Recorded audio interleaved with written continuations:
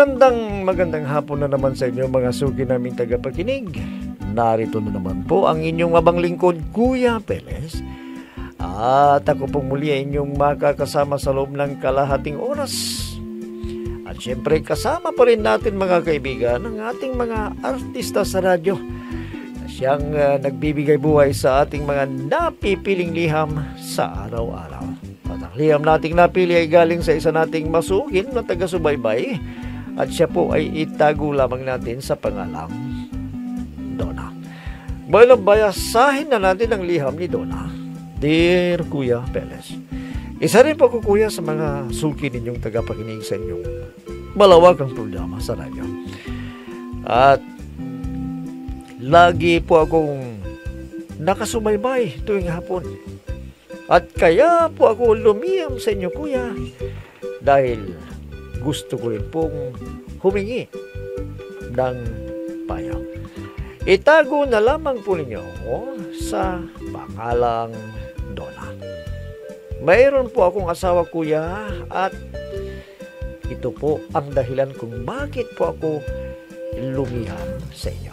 Para malinaw sa inyo kuya, ganito po nagumpisa ang aking problema, Kuya Peles.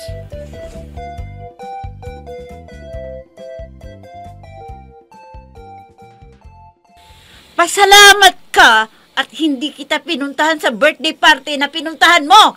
Dahil kung hindi, baka pinahiya kita sa makainuman mo. Ano ka ba naman, Donna? Para makikipag-gaming lang ako eh. Ano ba? At pagkatapos ano? Uwi ka namang laseng at matutulog ka na naman sa gilid ng karsada?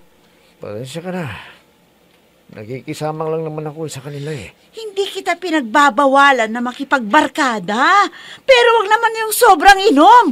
Kasi hindi mo na alam ang umuwi. Kaya mo, kukunduling ko na ang pag-inom ko mula ngayon. Eh, ayos lang naman yun sa akin. Kung hindi ka sana natutulog kung saan-saan.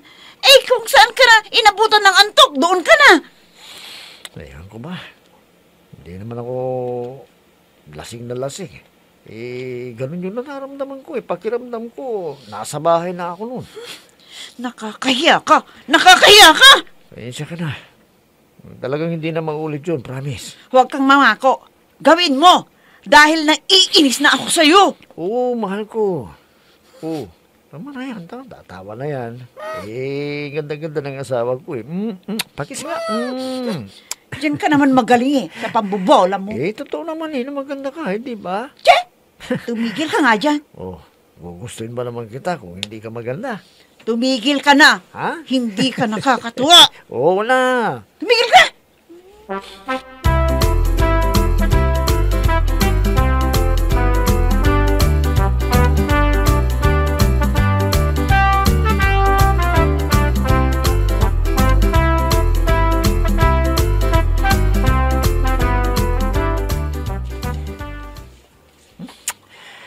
Alam mo pare, pinagalitan na mo ng asawa ko eh.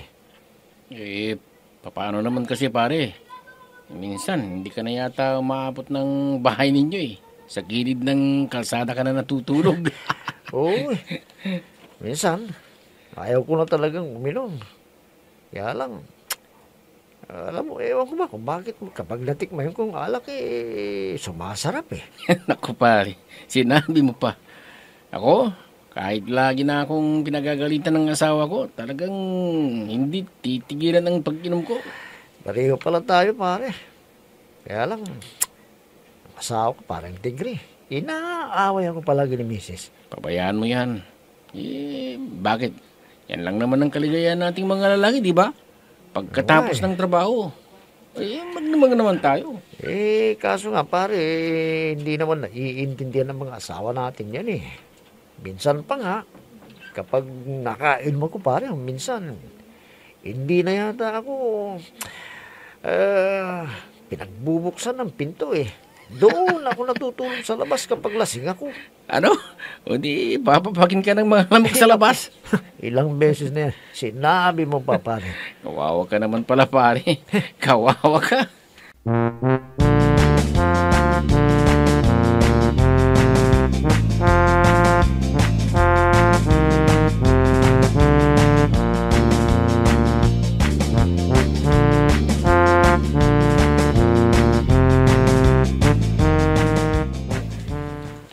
Anong sinabi mo, Donna?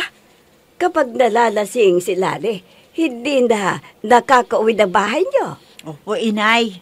At sa gilid ng kalsada na siya nakakatulog. Ay, grabe naman pala yung asawa mo. Hindi naman siya lasinggero, inay. Pero pag nakatikim na siya ng alak, hindi na alam ang ginagawa. Imposible naman yan na hindi niya alam ang ginagawa niya pag nakainom na siya. Totoo ang sinasabi ko, inay. Kahit konti ang nainom niya, hindi na alam ang ginagawa. Kaya lang, ang maganda sa kanya, inay, hindi siya nanggugulo kahit nakainom na siya.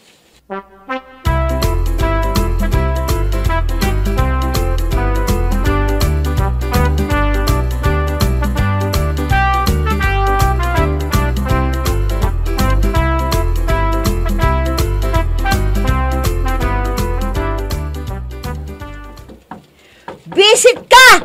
Hindi ka na talaga nadala. Tag, buksan mo naman itong pinto. Diyan ka matulog sa labas. Visit ka! Ano na naman? Umusin ako ng lamok dito. Kahit na! Hindi ba nag-usap na tayo? Na kapag umiinom ka, huwag kang magpapagabi? Pinagkatuan lang naman kami ng mga barkada Sige na. Oo, pero sana, inagahan mo ng uwi. Pasensya ka na, asawa ko. Hindi na mauulit, promise. Ito yung uli. Sige na. Ilang ulit ka nang nangako, ungas ka. Kaya magdusa ka dyan sa labas. Parang awa mo na, Donna, please. Kapag sinabi kong dyan ka matulog sa labas, dyan ka matulog. Kahit papakin ka pa ng lamok, wala akong pakialam. Hindi naman ako lasing Konti lang yung nainom ko. Sige na, buksan mo na ito. Pwede ba? Huwag ka na makulit. Matulog ka na dyan at inaantok na ako. Donna, ano ka ba? Buksan mo itong pinto. Donna!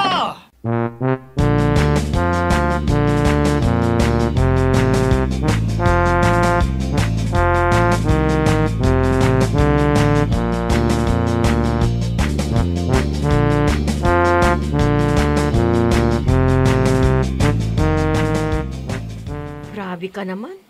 Talagang hindi mo pinapasok ng bahay niyo si Larry. Oo, para magtanda siya.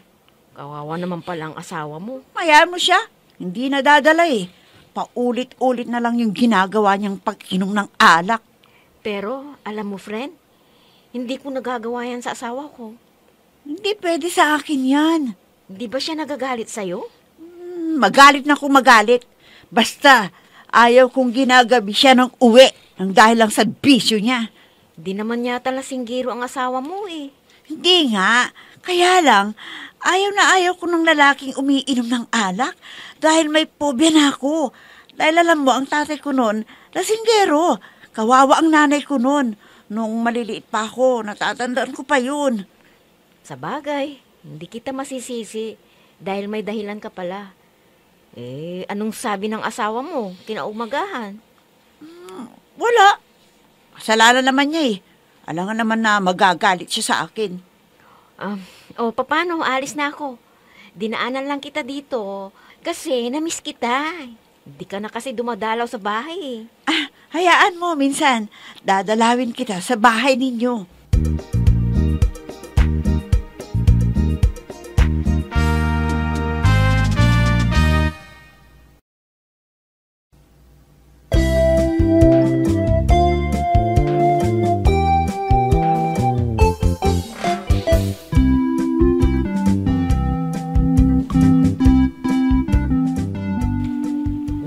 Minsan, kuya, hindi ko pinangarap na makapag-asawa ko ng manginginom o lasinggero.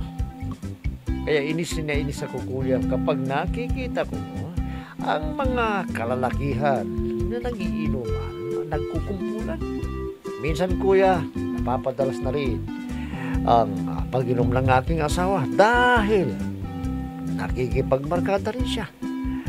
At kapag nakainom siya, kuya, minsan ay hindi na nakapasok ng bahay dahil laging o madali siyang malasing.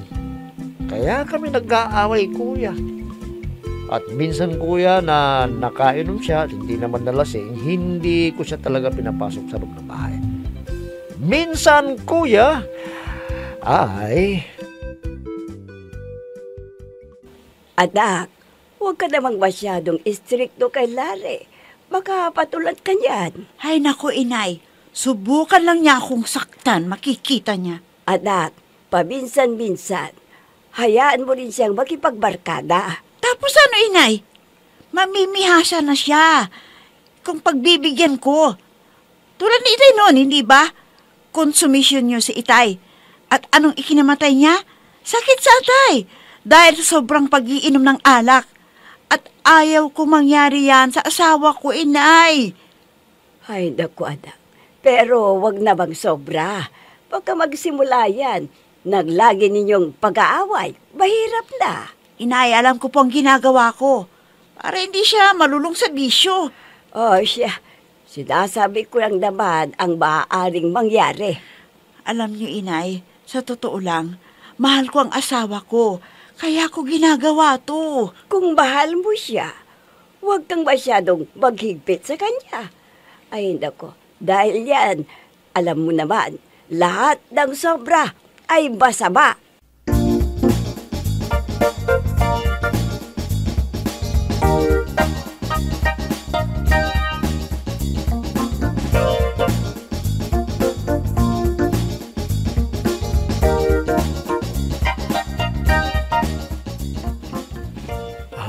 Donna, pasensya ka na talaga kagabi, ha? Ako ang dapat na humingi ng pasensya sa iyo eh. Ikaw naman kasi. Hindi ko lang naman kasi mahindihan yung mga kasama lalo na yung isa nag-birthday. Kaya sumama na rin ako sa kanila. O, diba sinabi ko naman sa iyo, huwag kang magpapagabi.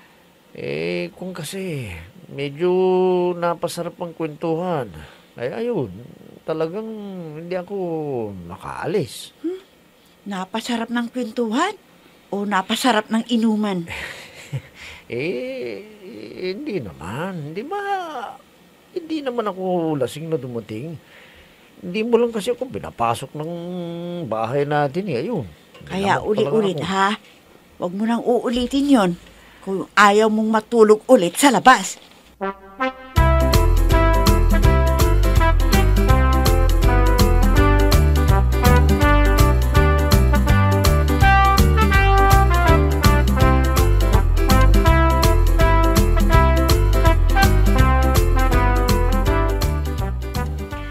Kumusta na, friend, ang buhay? Heto, okay lang naman. Siya nga pala. Mag-isang taon na kayong mag-asawa ni Larry, ah. Di ka pa rin ba nagbubuntis? Oo nga eh, siguro hindi pa kalooban ng Diyos na magkaanak kami ni Larry. Hintayin mo lang. Darating din dyan. O buti pa kayo ni Gardo. Nakadalawa na kayo, ano? Paano naman? Palagi kaming nag-overtime. Ikaw talaga, puro kabiro. Di bale, malaki naman ang sweldo ng asawa mo sa pinagtatrabahoan niya, hindi ba? Hindi rin eh. Tama lang para sa amin. Tamang-tamang kukunin kitang ninang sa bunso namin. Oo ba? Walang problema sa akin. Yan lang pala eh. Tamang-tama. Yung bunso, dadagdagan na namin para sa kanyang binyag. Teka, kailan pala ang binyag ng bunso mo? Sa susunod na linggo, friend. Anong pre na sinasabi mo?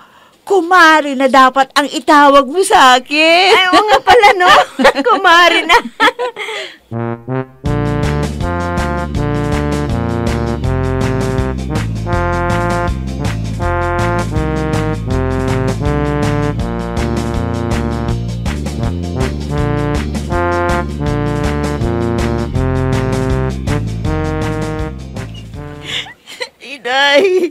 Inay! Oh, bakit ka umiiyak? May problema ka ba? Hilary, inay! Hilary! Bakit si Lare? Anong nangyari sa kanya? Wala na siya, inay! Anong ibig mong sabihin na wala na siya? Ha? Iniwan na ako ni Larry, inay! Iniwan na niya ako! Ano? Bakit? Nag-away ba kayong dalawa? Hindi naman kami nag-away ni Larry, inay! Oo, bakit? Bakit siya walis? Hindi ba siya nagpaalam sa iyo? Ay, kagabi, hindi na siya umuwi sa bahay, inay. At hanggang ngayon, wala pa siya. Ano kaya ang nangyari kay Lare? Iniwan na siya ako, inay. Iniwan na. Paano mong masasabi na iniwanan ka na niya? Siguro, dahil sa mga pinagagawa ko sa kanya. Yan! Yan na nga ba ang sinasabi ko sa iyo na lahat ng sobra ay masama. Para din sa kanyang ginagawa ko, inay Para hindi siya malulong sa kanyang mga bisyo. Kaya ako ginagawa yun, inay. Kaso nga, baka hindi na niya matiis ang pag-iistrikto mo sa kanya. Kaya iniwanan ka ni Lare.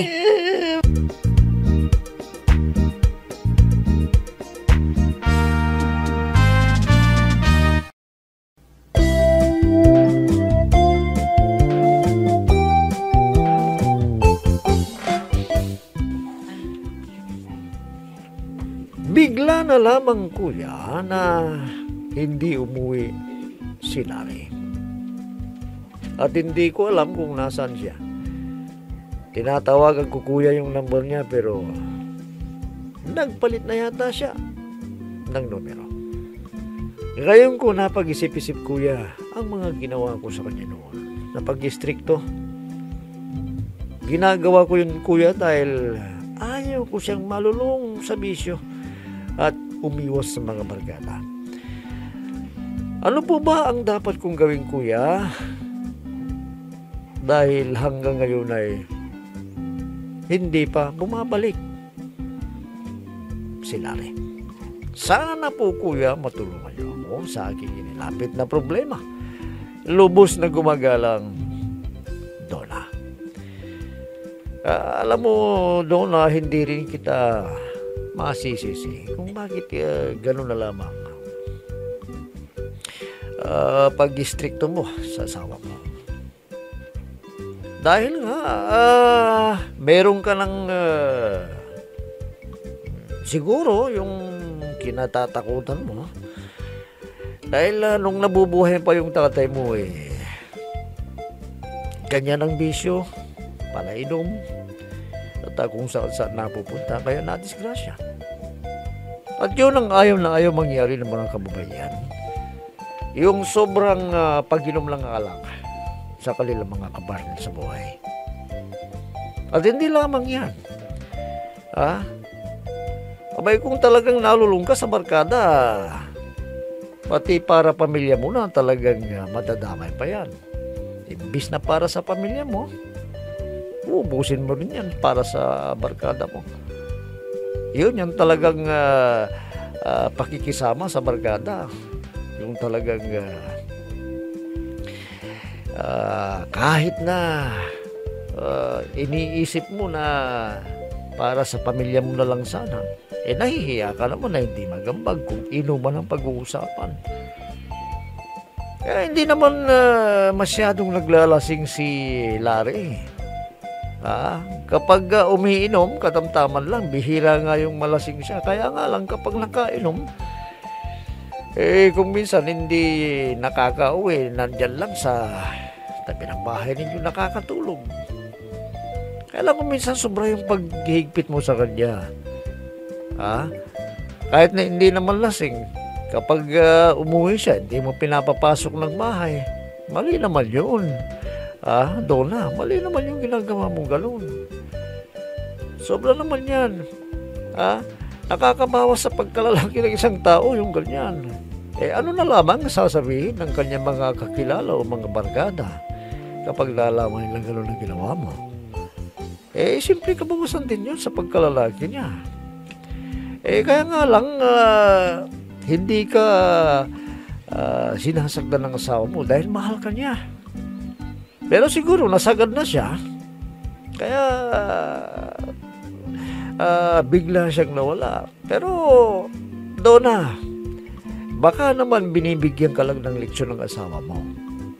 Nagtatago yan siguro. At huwag kang mag-alala at uuwi din yan. Kaya nga lang, wala pa kayong anak. Baka makakita ng iba yan, hindi ka nabalikan. Kaya ang gawin mo na lang mo siyang tigilan na hanapin. Makibalita ka sa mga kainuman niya dati, mga barkada niya. Baka sakaling nakikita lang yan sa mga kasama niya. At kaya nang sabi ko nga, baka binibigyan ka ng leksyon dahil sa ginagawa mo sa kanya. Pero kapag siya ay bumalik doon may baguhin mo na yung pakikitungo mo sa kanya. Hindi naman lasinggero yung asawa mo nakikisama lang. Alam mo yung talagang lasinggero, yung talagang magdamaga niya, hindi uuwi. Pero yung asawa mo umuwi sa inyo pakikisama lang talaga ang ginagawa niya. Hindi yung pagbibisyo. Bueno, yan na lamang sigurong masasabi ko sa iyo, Donna. At naway kahit papano ay napayuhan kita sa iyong inilapit na problema. Bueno mga kaibigan, hanggang bukas na muli sa ganito ring oras at timpilan, inyong abangan at pakinggan ang programa Peles at your service.